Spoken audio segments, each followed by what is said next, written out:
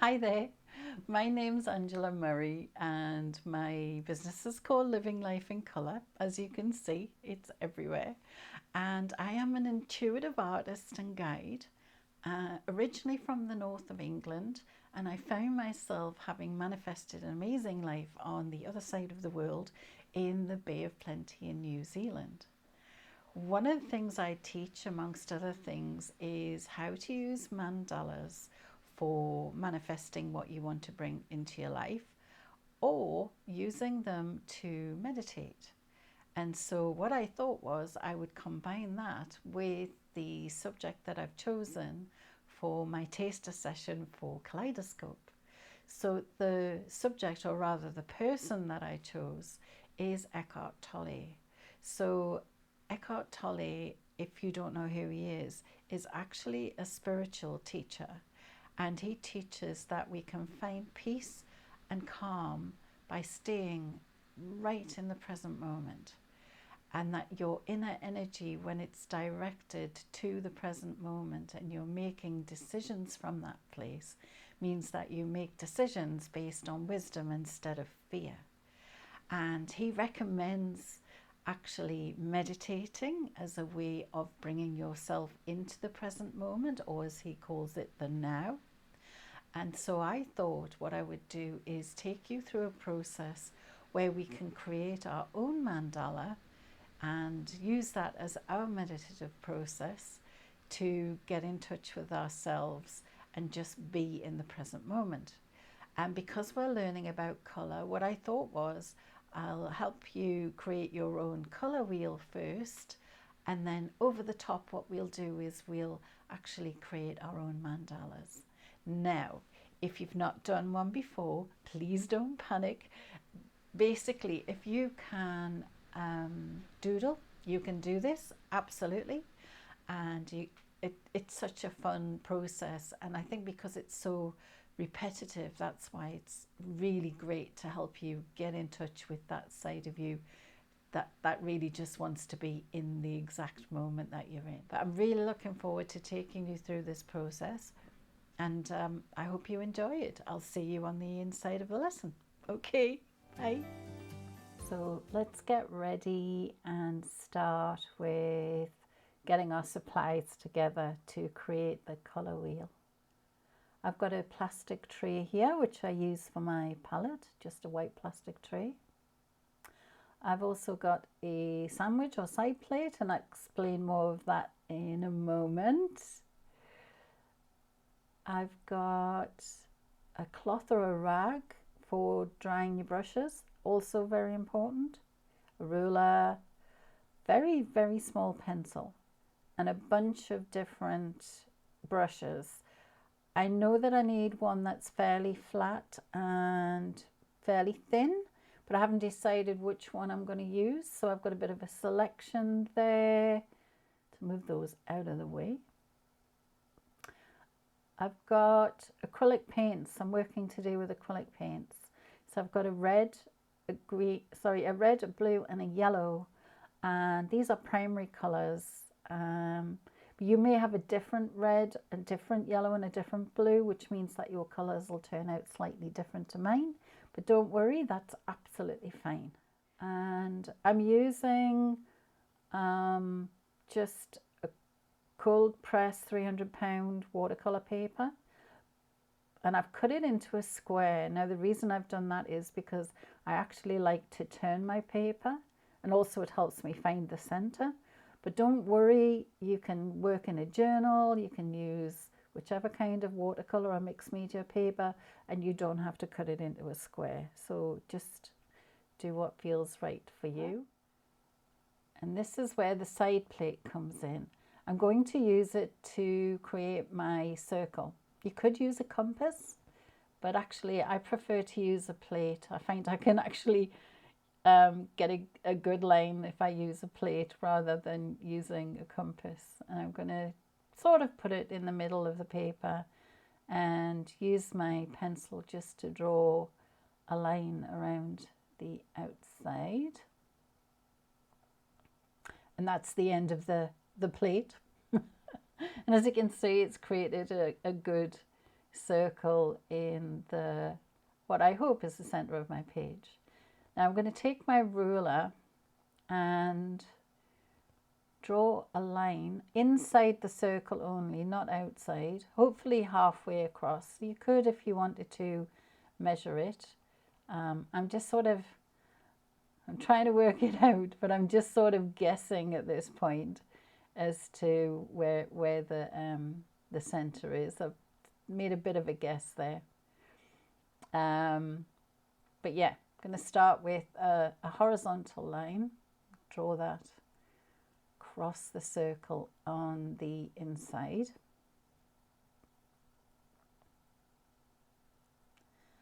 And next, this is why it's good to turn the paper. I need to draw another line which intersects. So now you've got 4, because what we're aiming for is in each of these quadrants we're going to have 3 more pieces of the pie. So I'm not going to measure it out really accurately. I'm actually just going to guess, and it doesn't really matter if they're slightly smaller or slightly bigger than each other. You'll realize why when we get to the part where we get to decorate this. It really doesn't matter. And already I've made that one probably slightly too small in comparison to the others, but not really worrying too much about it. So now I'm going to finish off that one section, and with the 3 pieces of the pie in each section. And there you go. And as you can see, it's not exactly the same. And I'm going to repeat the same thing and create another 3 in each of these sections.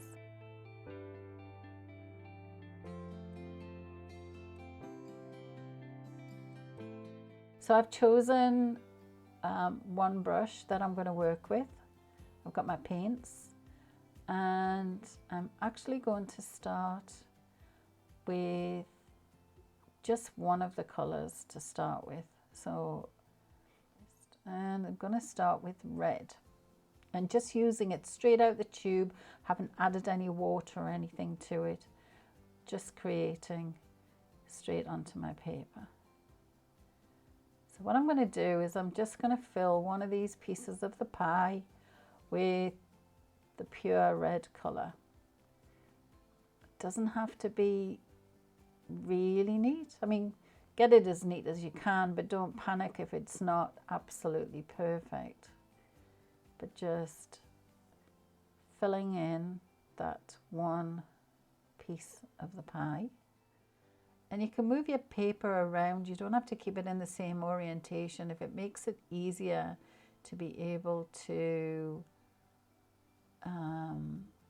get the angle that you want, then move your paper to a position that actually feels more comfortable for you. At the moment, I'm just creating the other side of that triangle, and pretty much there. There you go. Turning it round because it's easier. I find it easier to work from that position. And then that's your red. So the next colour that I'm going to choose after I've cleaned my brush, which is why it's really important to have the cloth available, because you want to try and dry your brush in between. You don't really want your paint to be watery. You want it to be as strong as it can be.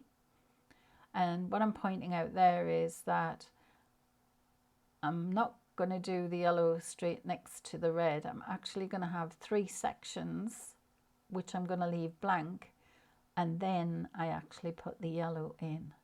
So if you can see, I've got 1, 2, 3 sections, and it's the 4th one that I've put the yellow in. And again, I'm just doing the same thing. I'm just going to complete that piece of the pizza as neatly as I can, but without being paranoid about going slightly over the line. And getting as close as you can to the outside. It can be a bit tricky actually, painting right up to a circular line. And again, don't worry if you go slightly over, there's going to be something that's going to recover that later on. Such a lovely yellow. I love it. It's like, I guess it's sort of like buttercups or daffodils. But yeah, such a beautiful, pure yellow. Like I said, it doesn't matter what shade of yellow you use. It just means that your colours, when you mix them together, might be slightly different to mine. But that makes them really unique. So there we go. I've pretty much finished the yellow, and it's the same. I'm going to leave 3 spaces, and on the 4th one is where I'm going to put the blue. So same thing again. Don't worry if it's slightly patchy, and you can maybe see your brush strokes, or you can see the little bit of the white from the paper coming through. All of that will be taken care of when we do the decoration on top. So don't necessarily put it down too thick. Do it, you know, just as it is out of the tube, but yeah, just filling in that triangle. And when you look at them, how the colours actually pop out from each other, because of the pure colours of the red and the blue and the yellow. And they call them primary colours because basically you can't make these colours using any other colour. And you can make any other colour using these colours. You can't obviously make white, but you could make black using these colours if you mix them in the right proportions. And yeah, so we often like to go to the store and buy all the colours, but we actually don't need all the colours. And this is part of what this exercise is, to show you that you can actually mix lots of different colours just with these 3 primary colours. And it's actually good practice to try mixing your own colours, because it makes your paintings uniquely yours. The colours that you create are unique to you and your colour palette. So we've got the primary colours down. Again, cleaning off my brush, and this is where it starts to get more interesting. So we're going to start by adding the yellow and the red together, which, if you remember from school, makes orange. We're going to fill in those sections, and we're going to go from yellow through to red, adding slightly more red to the yellow. So generally I start with the yellow as the lighter colour, because the red is particularly strong, and so you really only need a tiny bit of red, and blue itself is actually a really strong colour when we come to use the blue. So starting off with the lightest colour first, which is the yellow, and I'm literally grabbing, gosh, you can barely see how much is on the brush in comparison to the amount of yellow that I've got there. And I'm going to mix those together, and what I'm aiming for is a slightly more orangey yellow. As you can see already, it's a slightly different yellow to what's on my palette. I'm going to add just a little bit more red. And the thing is, if you did it the other way around, if you started with the red and you were adding yellow, you'd end up mixing a lot of paint, as I said, because the red is so strong. So actually starting with the yellow and just adding a tiny little bit of red. So as you can see, it's a slightly different color to the original yellow, and we're just going to fill in this section with that color. So that's the next section I've got finished, the yellow and then the slightly more orangey yellow. And what I'm going to do is, because we're working our way around to red, I'm going to start adding more red to the orangey yellow that we've already mixed. So as you can see, it's actually changing color, and it really doesn't take a lot of the red to start changing the color. So this is going to be more of a mid, it's like a light orange really. So I'm going to start filling in this section with the slightly darker yellow or more orange. Yeah, decided that it's not quite as orangey as I'd like it to be, so I'm adding a bit more orange and going to go back over that. But yeah, just going to fill in this section as I have with the other one. Pretty much done. Like I said, don't worry if it's slightly patchy. You can see there it's a little bit patchy, and the line's probably not as straight as I would have liked, but not going to worry. So we've just got one more colour to go to get from the yellow to the red. So as you can guess, what I'm going to do is add more of the red to our orange mix to get an even stronger red. So yeah, just one more to go to the absolute bright red, and adding quite a bit more in this one so that we have quite the dramatic difference. Look at that orange, it's beautiful. So if you want to just mix up your next orange, even more red, till you get a colour that you're happy with.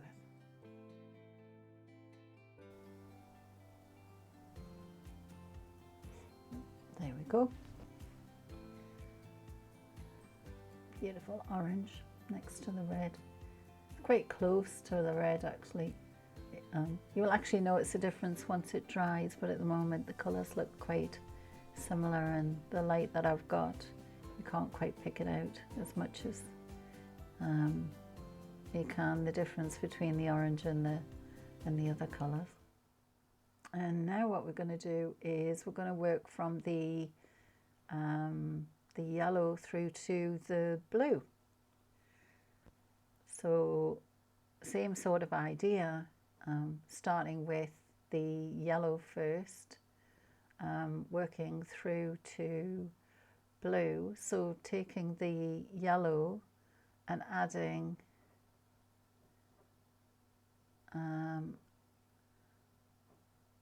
an absolutely minute amount of blue paint, because blue is super strong.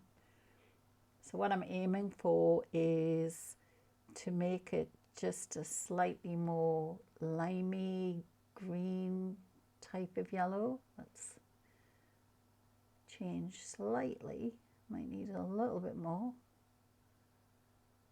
And you can see how delicate I'm being when I'm adding, and how much it changes when you just put a tiny little bit more blue in. That's really cool. It's sort of a more limey green, and I'm gonna go next to the yellow with that.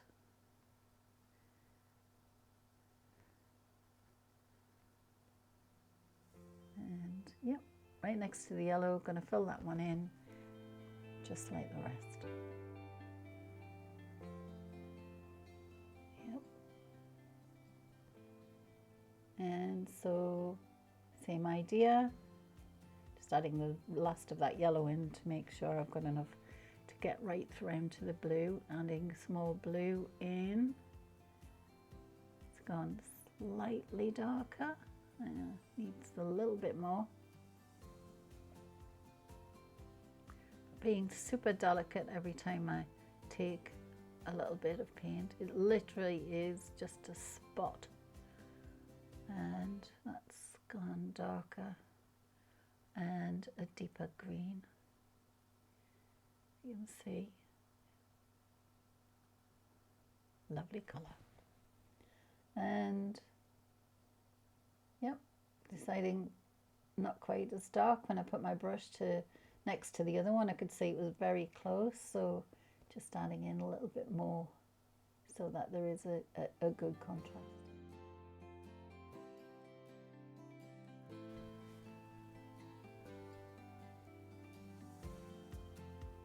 So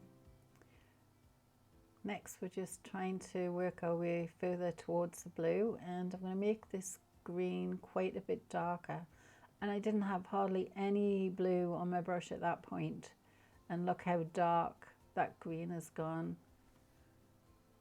But we're going to go a little darker. It goes cooler and darker, but obviously it's still green. We're aiming for a really bluey, dark green.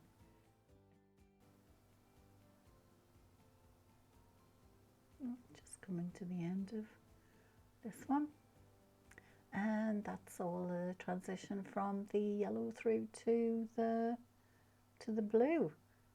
Just cleaning my brush off because we're going to go into the last section, which is going from the red through to the blue. I'm actually, because the blue is such a strong colour, I'm actually going to start with the red and add just a tiny little bit.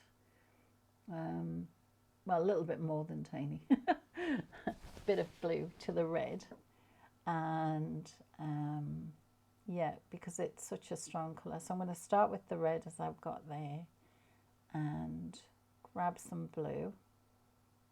They're both really strong, but the like I said, the blue is definitely a stronger, more dominant colour than the red. I'm choosing more paint than blue paint than I would when I was adding it to the yellow, because the red in itself is quite a strong colour. I'm just going to add a tiny bit more blue. We're aiming for a slightly purpley red, like sort of like an aubergine. Depending on what red and what blue you've got, you'll end up with a different shade of, I guess it's getting on for purple. So this one obviously at the moment is a very red purple, and just going to fill in this next section next to the red with this new colour.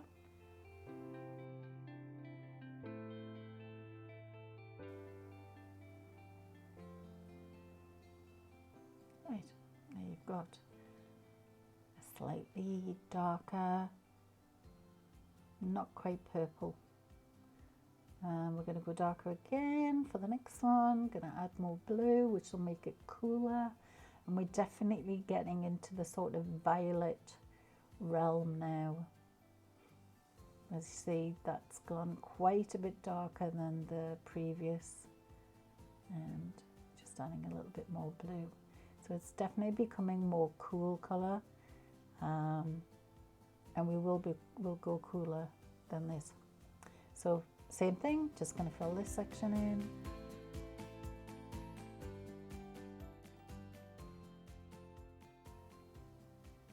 And look at that, pretty much got one section left to do. And again, just going to add more blue. It's already quite dark. This is going to be a very dark violet. Just see bits of red there being mixed back in. A bit more blue. can definitely see that there is more blue than red happening on this now. So I'm just going to fill in this last one.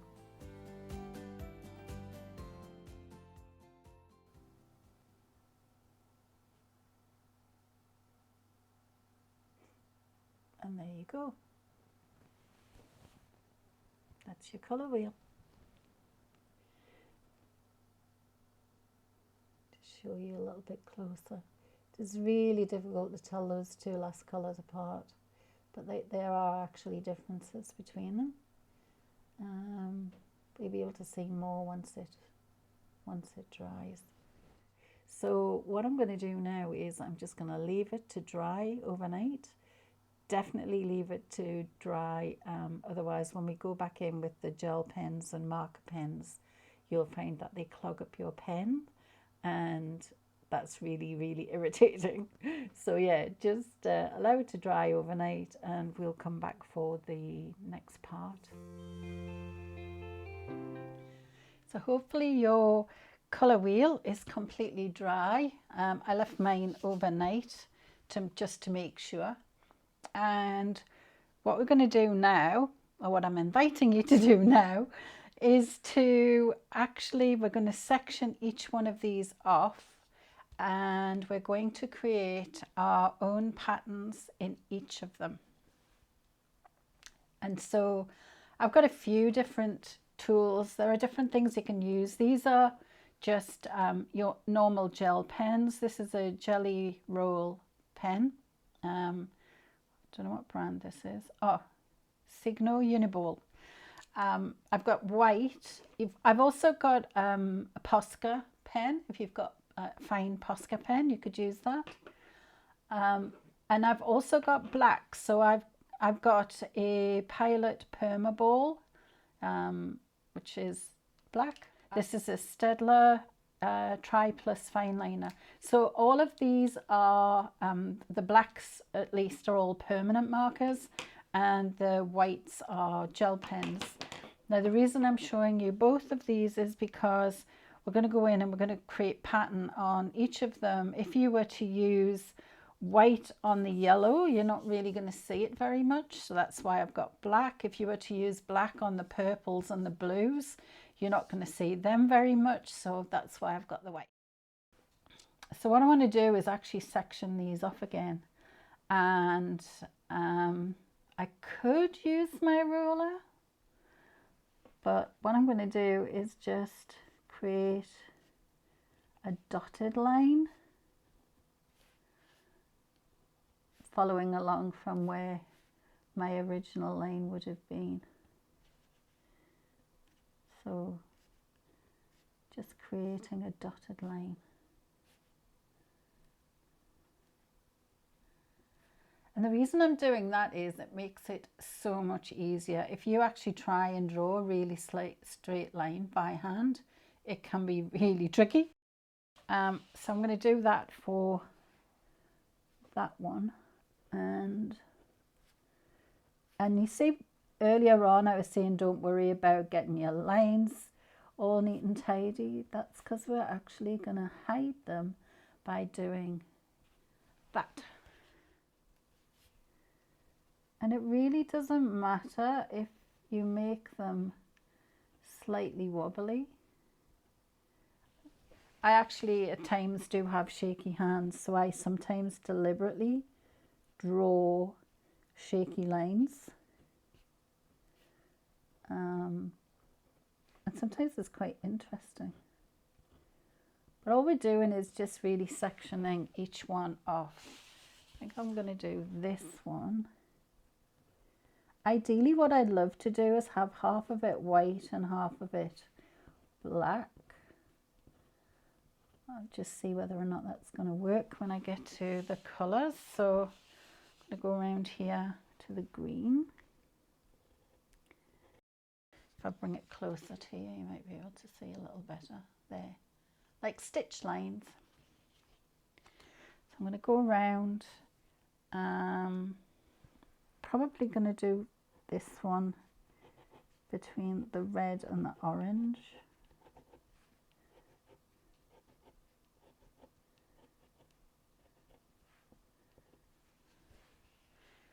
And then that means half of it is in white and the other half is going to be in the black. I'm going to do the same on the other side. I'm going to use my Pilot Perma Ball. Hopefully it's fine enough. And do the same thing. Just section it off. You can see that a lot better actually. I think a medium rather than a fine is probably a good idea. Let's do the orange. Looks great on the orange. And you can do your own version. You don't have to do the dotted line. You can do squiggly lines, whatever you want. The reason I'm going backwards and forwards between the two is sometimes they take a little time to dry. And it's really, really irritating when you've just done it and you've got it all the way you want it and you accidentally smudge it. So that's why I'm going backwards and forwards, because this one should be dry by now.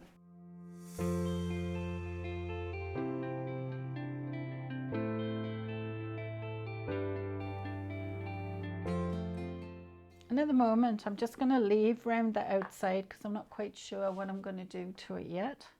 Right, so you've got your colour wheel and you've got your partitions. So what are we going to do now? So this is the part where I'm going to sort of leave it to you to decide what kind of patterns you want to put in each of them. And the idea is that you basically choose a pattern or a doodle or something that you want to do inside each individual one. You could do the same pattern in every one. You can do a different pattern. You could do, because it's an even number, you could do one pattern, miss one, same pattern, miss one, which is possibly what I'm going to do, and go all the way around. Now this is why I said it was going to be quite meditative, because once you get into that zone of just repeating and repeating, that's when you get out of your chatterbox mind. So I'm going to start in the yellow so you can see what I'm doing. But basically, I'm just going to start from the center and work my way out with a pattern. I'm going to turn it that way because it feels easier to me to do this way. And I'm just going to start filling it with doodles.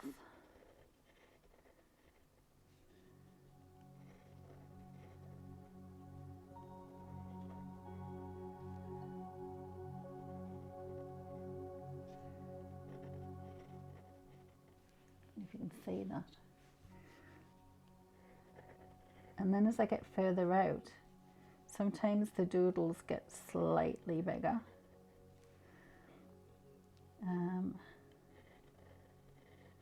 I am definitely a circle and spiral girl.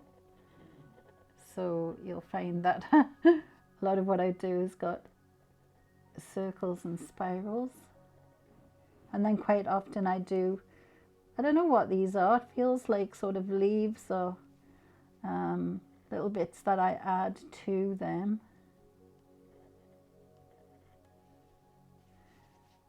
And I'm just going to keep on going. Now normally if you were doing this on your own, you wouldn't have me speaking. And I'd just have meditative music on. And you don't have to do the same thing all the way. You can change it up as you go and just fill in with whatever feels good. But everybody can doodle, which is why this is such a easy thing that you could do on anything at any time.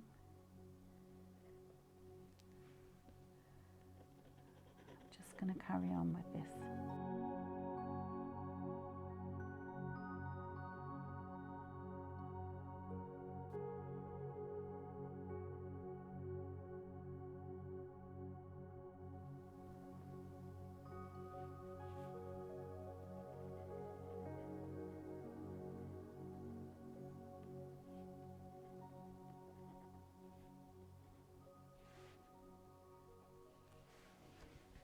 And that's my first one finished. And I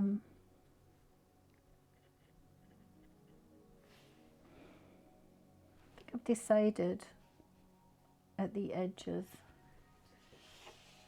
just going to do the same with the line, which is great because it's actually really hard to draw around a circle freehand. And then that's that one finished. I'll bring it a little closer, you can see. It's all the patterns, circles and dots. And I think I'm going to do what I said, which is I'm going to do this pattern every other one. And obviously when it gets to here, I'll do it with white and just see how it goes. And then I'll have to choose something different for the other one. So to think of something that is going to be quite different to this. This is my normal doodle pattern, so it'll appear it'll appear all over the place in my artworks. Anyway, so if you want to do yours, and don't overthink it. Whatever you decide to do is the right thing. You don't have to do the same pattern all the way through. You could do different shapes if you wanted to. Just enjoy it, and we'll do this together, and I'll put some music on and you can doodle and meditate at the same time. Enjoy.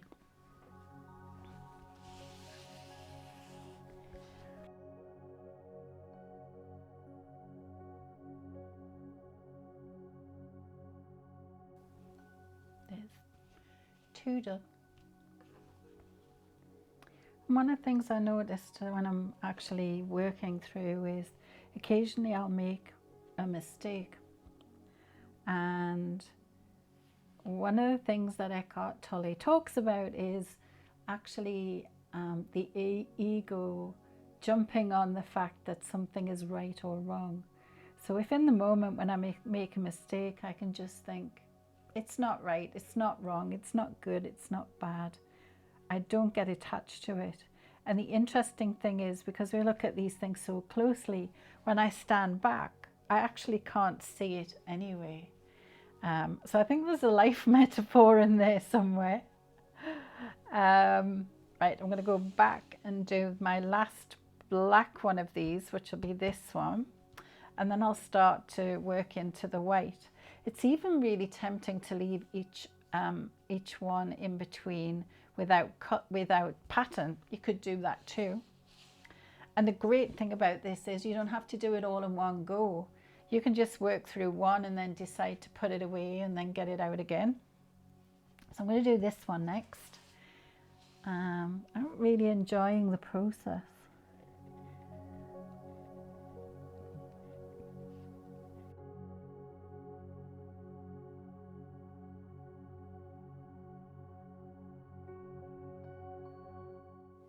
So I'm going to go in with the white gel pen.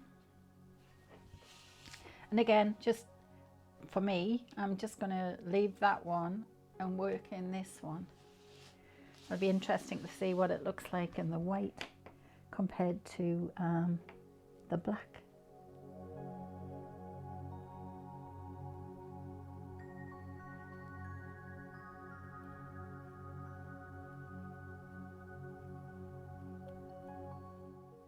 One of the things I teach is slightly different to this, which is how to free draw a mandala, but the principles are very similar. And not worrying about whether you've made a mistake. It just is. Just something else that Eckhart Tolle talks about is just allowing something to just be. And then when we don't get into all the emotion of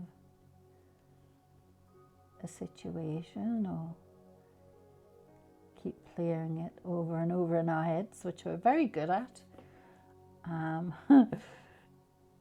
it's actually quite a relief to just allow your brain to switch off.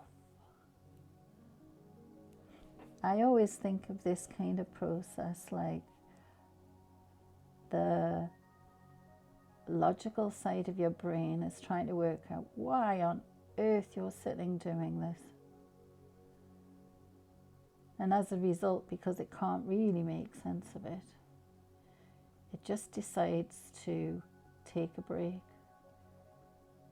which is good because then it allows the creative side of your brain to just enjoy itself, have a bit of fun, and also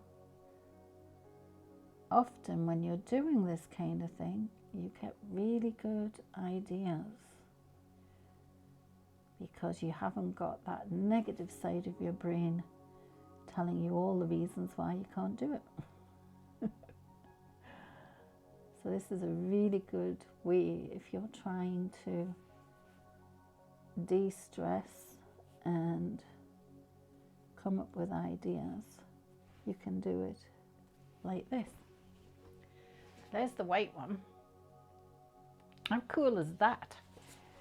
So I'm just going to tidy it around the edge with my white pen. I'm actually tempted to go right round with the black, but we'll see. Anyway, so that's the white one. So just keep on going. I'll finish off the rest of these and then I'll decide whether or not I'm going to put something in the others. So I'm going to move on to this one.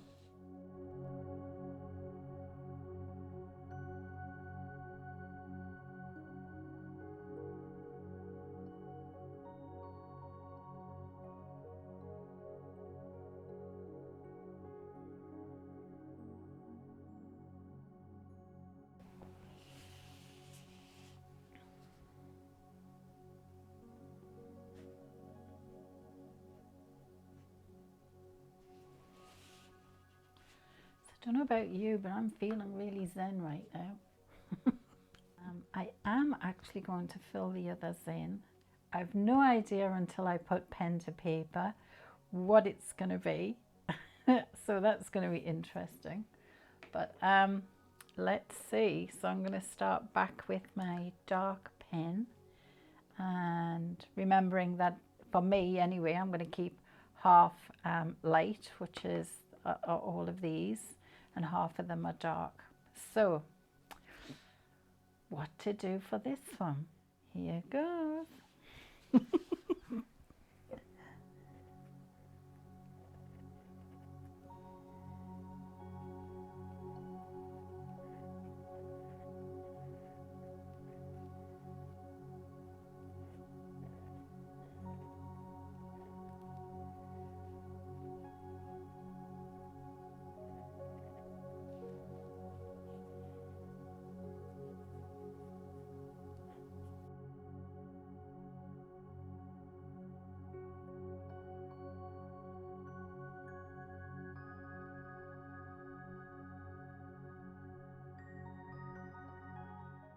As I went to draw the first thing, I had no plan and I just asked my intuition, what would you like to draw? And I guess it makes sense because it goes with the spirals that look a bit like flowers or something from nature. I think that's that one. Do my little dotted line around the outside. And I'm not going to join it up to the dots here. I've actually left a gap. And that's deliberate. So it just looks like a continuous dotted line around the outside. I actually quite like that. Okay, so I guess I'm doing leaves on all the rest. I'm going to work my way around and do that pattern and see what happens. The great thing about this pattern is this one's very intense and there's not much, you can't see much of the colour coming through. Well, this one is more open, and even though, you know, it is still quite busy, you can actually see the difference. Anyway, enjoy yourself. I'm just going to continue around And I'll see you when I get to the end.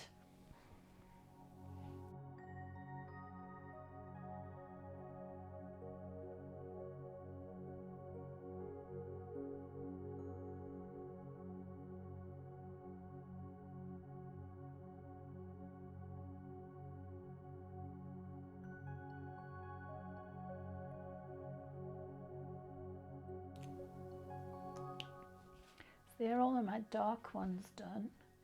I'm now just going to go into the other side with the white gel pen and do the same pattern in there.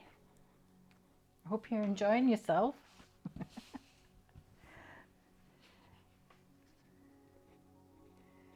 Find yourself doing this for hours, and that's the thing about this kind of repetitive mark making. Even the scratching of the pen on the paper becomes quite hypnotic in some regards. So it becomes very easy to ignore the demands of the outside world, or your family may want feeding. I'm sure they know where the fridge is. But the other great thing about this is you can stop at any time and just put it down. Whether you want to is a whole other matter. But yeah. But I feel, even though I'm teaching and I'm talking, and I wouldn't normally be doing that when I was doing this for myself, it still feels very calming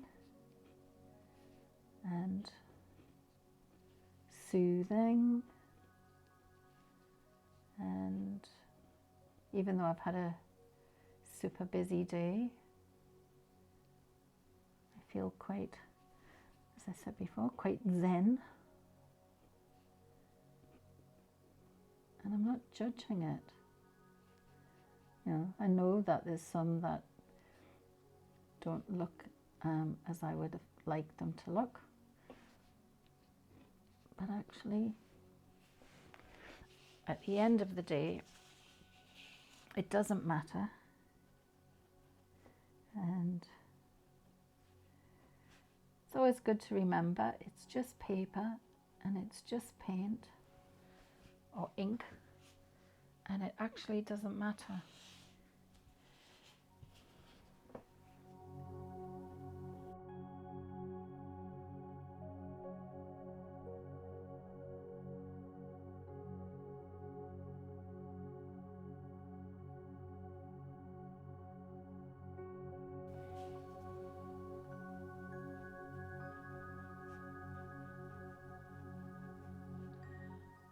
Right, I'm going to call that done.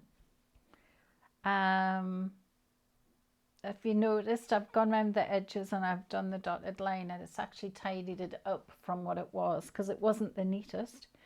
And you can see now why I wasn't too worried about it being perfect when we were putting the colour down at the beginning. I hope you enjoyed it. I hope you enjoy having your colour wheel, your own unique colour wheel. I'd love to see what you do, so hopefully you'll be posting online and I'll get to see your work. But I'll just bring it a little bit closer so you can see it. But there's my my mandala-esque colour wheel. Thanks for joining in with me. Yeah, lots of love. Bye.